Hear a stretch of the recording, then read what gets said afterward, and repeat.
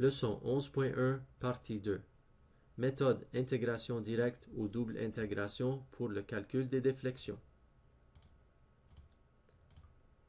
Dans la partie 1 de la leçon 11.1, on a dérivé l'équation différentielle pour le calcul des déflexions. Et on a dérivé cette équation très importante qui lie la courbure et l'équation pour le moment mx. Et on se souvient que on peut aller de la courbure à la pente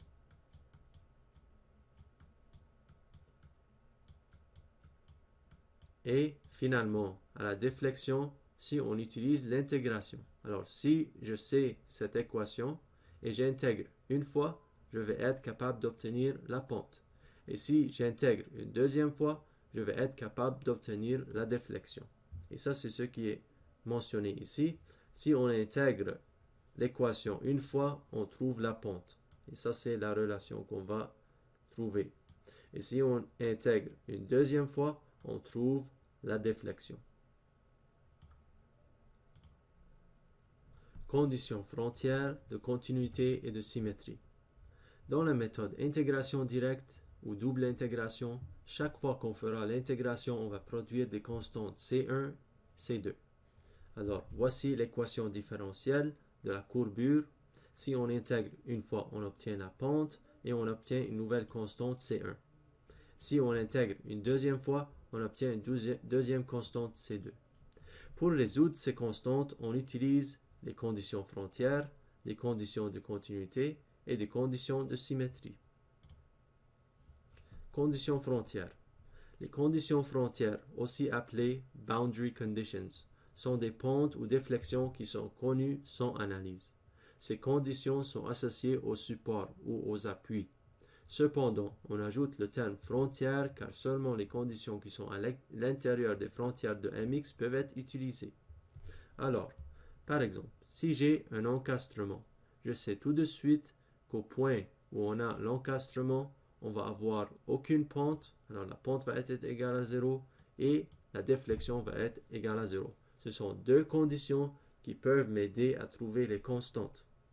De plus, si j'ai un support, soit une rotule ou un rouleau, soit à l'extérieur ou à l'intérieur de la poutre, je sais que la déflexion dans la direction Y est égale à 0 à ces points. Je peux avoir une pente, mais la déflexion à ces points est égale à 0. C'est une condition que je peux utiliser lors de la résolution des constantes C1, C2. Les conditions de continuité. Certaines poutres ont des changements abrupts dans le chargement externe. L'équation mx juste à la gauche du changement sera différente de l'équation mx juste à la droite. Par exemple, si on a un support intérieur ou on a une discontinuité dans la fonction de charge, ou on a une charge concentrée, ou on a un moment concentré. Dans chacune de ces cas, si on se souvient de la semaine 3, on va avoir une discontinuité dans le diagramme M. Alors, l'équation mx va être différente juste à la gauche et juste à la droite de ce point de changement. Cependant, la poutre elle-même est continue à ce point de changement. Par conséquent, la déflexion et la pente à cette jonction doivent être égales. Ceci nous donne les conditions de continuité. Alors, même si le mx est différent à la gauche et à la droite, et du même point de vue, la pente et la déflexion vont aussi être différents parce qu'ils sont en fonction de mx, je sais à ce point x spécifique, je dois avoir la déflexion qui est la même et la pente qui est la même. Ça nous donne une nouvelle condition qui nous aide à résoudre pour les constantes C1 et C2. Conditions de symétrie. Par exemple, pour la poutre ci-dessous, par symétrie, à cause de la forme et de la distribution des charges, je sais que la pente au milieu doit être égale à 0, ici. Alors ça, c'est une condition que je peux utiliser lors de la résolution des constantes C1 et C2. Procédure pour la méthode intégration directe. 1. Mettez votre axe X le long de la poutre et mettez l'origine à l'extrémité gauche. Comme il est montré ici. Je vais mettre mon axe X et je vais mettre mon x égale 0 ici, normalement. Trouver les réactions externes et corriger leur direction. Alors, on va analyser la poutre sous l'effet des charges externes en considérant le DCL de la structure entière. On va trouver les réactions et on va corriger la direction des réactions. 3. Identifier le nombre de segments nécessaires et trouver les MX en utilisant la méthode découpe. Alors, on va utiliser la méthode découpe qu'on avait vue dans la leçon de la semaine 3, la leçon 3.1, et on va utiliser cette méthode pour trouver les fonctions MX qu'on va utiliser dans la méthode intégration directe. Alors, il faut revoir cette leçon pour se refamiliariser avec cette méthodologie. Et on se souvient, on doit suivre une certaine convention pour trouver nos MX. 4. Identifier les conditions frontières et leur X, et leur position X. Alors, on va examiner les conditions frontières. Alors, si on a des appuis, on va examiner les appuis. Et si on a certains types d'appuis, on va dire, par exemple, si j'ai un encastrement à x égale à 0, je vais dire que la pente à x égale à 0 doit être égale à 0.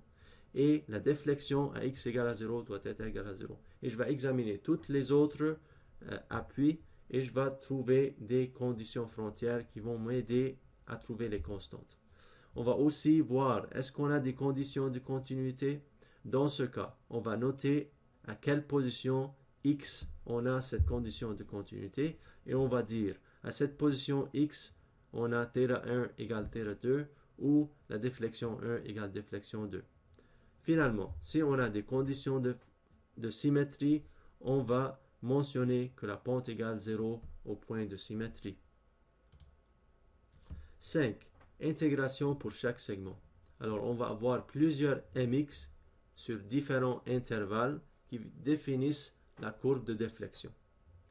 Alors, pour chaque segment MX, on écrit les équations suivantes. On va commencer avec l'équation de la courbure et on va intégrer une fois pour trouver la pente. Et on va intégrer une deuxième fois pour trouver la déflexion. On note pour chaque MX, on aura deux constantes. C'est-à-dire, si j'ai un seul MX, je vais avoir deux constantes, C1, C2. Et j'aurai besoin de deux conditions pour résoudre pour ces constantes.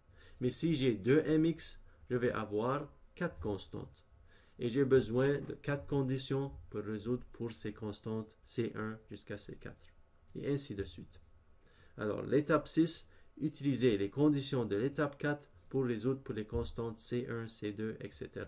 Et on note que le nombre de conditions égale le nombre de constantes inconnues. Après qu'on trouve les constantes, on peut trouver les équations pour la pente θx et la déflexion Vx. On n'oublie pas les termes EI dans les équations précédentes. 8. Pour trouver la déflexion à un point spécifique, mettez le x dans les équations pour la pente et la déflexion. Alors on a juste à mettre le x spécifié dans les équations qu'on vient de trouver. On fait attention aux unités pour trouver la bonne réponse. Et voici quelques notes concernant l'interprétation des résultats. On note, si on nous demande de trouver la déflexion maximale, dans ce cas, on doit savoir que la pente va toujours être égale à 0 au point de déflexion maximale. Alors on peut prendre notre équation pour la pente et résoudre pour le x qui donne une pente égale à 0. Lorsqu'on trouve ce x, on peut le mettre dans l'équation de la déflexion pour trouver la déflexion maximale. Voici un rappel pour la méthodologie utilisée pour trouver les fonctions MX. Vous pouvez revenir à la semaine 3, à la leçon 3.1 pour la procédure. On se souvient aussi que MX aura des discontinuités lorsqu'on aura une variation du type de chargement le long d'une poutre. Et ceci est illustré dans cette figure. Et on se souvient, on doit bien définir le point d'origine et l'intervalle sur lequel la fonction MX est valide pour chaque coupe.